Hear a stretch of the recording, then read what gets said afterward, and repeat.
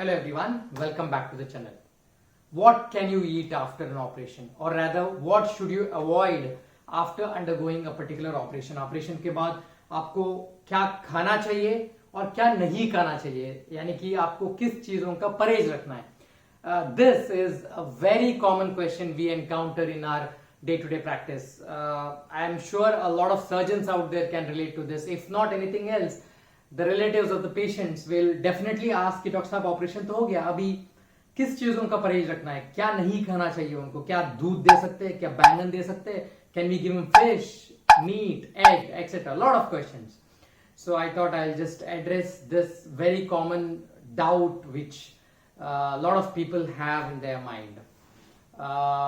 It's also very important that what I talk about is generally following neurosurgery or say ENT surgery or orthopedic surgery, and I'm not talking about any abdominal surgery. आपको अगर पेट का operation हुआ हो तो दिन जो भी मैं कह रहा हूं ये जरूरी नहीं कि लागू हो उसमें, because if you undergone an operation of the intestine or liver, gallbladder, pancreas, etc., then yes, there are a lot of food items which need to be avoided after the operation.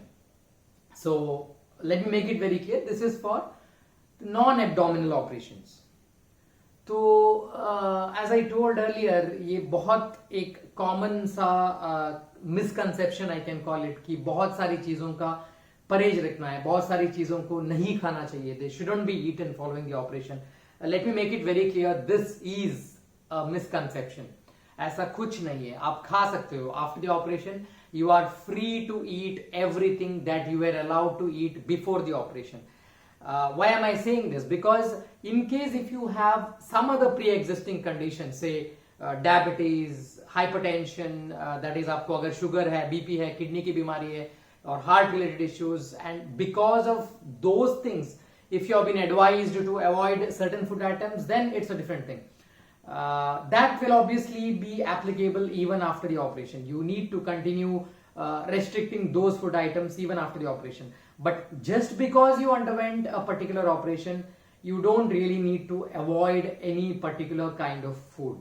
There are a lot of, say I can call it as stigma attached to different varieties of food items. Like it's a very common misconception that drinking milk will lead to a lot of sputum production. I don't know why this came, probably because most of the time both are white in color or whatever the reason, मुझे नहीं पता, but लोग कहते हैं कि आप दूध मत पी लो फिर वो कफ जम जाएगा अंदर and all these things. But let me make it very clear, ऐसा कुछ नहीं है. There's absolutely no relation between drinking milk and somebody having chest infection, sputum, etc. The other common misconception is eating a particular kind of foods. I don't know what is the broad category, but they generally say it for bangan, then fish or meat.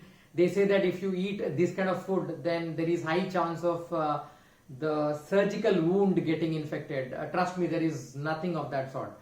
There's absolutely no relation between what you have eaten and your surgical wound getting infected. If it were to get infected, it would get infected anyway.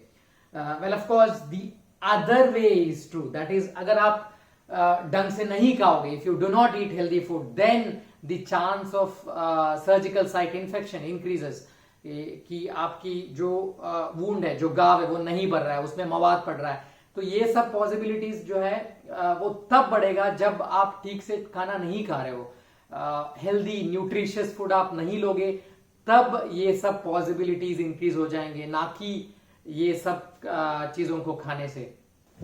I also want to make it very clear that if there are some pre-existing restrictions, those things need to be continued, because doctor साहब ने बोल दिया कि मैं सब कुछ खा सकता हूँ, and if you're diabetic and if you end up eating a lot of sweets and even fruits for that matter, because fruits are healthy, doctor साहब ने कहा कि हेल्दी खाना है, so I am eating a lot of fruits after the operation. But if you're diabetic, yes, definitely you can end up in problem, because your sugar levels can go up, and that can lead to surgical site infection if your sugars are not under control.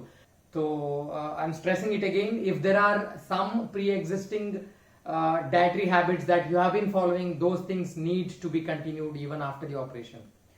तो ठीक है, फिर doctor साहब ने बोल दिया कि सब कुछ खा सकते हैं, तो does it mean I can eat a lot of chips, fried items, ice cream, chocolate, etc. Well, the thing is that these are generally unhealthy. तो चाहे आपका ऑपरेशन हुआ हो ना हुआ हो, इन सब चीजों को तो वैसे ही अवॉइड करना है. So it goes without saying that you need to avoid them irrespective of whether you underwent an operation or not. So, and in turn, after the operation, if you eat these kind of items, there are possibilities of you having some or the other kind of problem. Like if you eat a lot of fried and spicy food, you may have acidity, gastritis, which you are anyway prone to because of the medications that you receive after the operation. Or as I said previously, so if you're diabetic, your sugar levels will increase if you eat chocolate, ice cream, etc. And then that can lead to the complications after the operation. So when I say you can eat anything, of course I mean so-called healthy food items like vegetables, fruits if you're not diabetic, or your normal dietary routine, whether it is chapati, roti, rice, or whatever it is. You can resume them immediately after the operation as soon as you are allowed to take food orally. It's not just that you can take or you're allowed to take. It is very important that you should take, because you can end up having a lot of problems if you do not consume healthy food in contrast to consuming some of the tabooed foods. Because I say this very often to my patients, healing will require a lot of energy, or your immunity needs to be good. So for the immunity, where does the energy come from? The energy cannot come from the medicines that we give. It has to come from the food that you consume. So rather than avoiding any particular type of food, it is very important that you encourage the patients to consume a lot of healthy foodstuffs, provided they do not have any pre-existing condition which will stop them from consuming any of these. So I'm sure this short video was very helpful to most of you, and it helped in clearing a lot of misconceptions involved in this subject. Thank you for watching.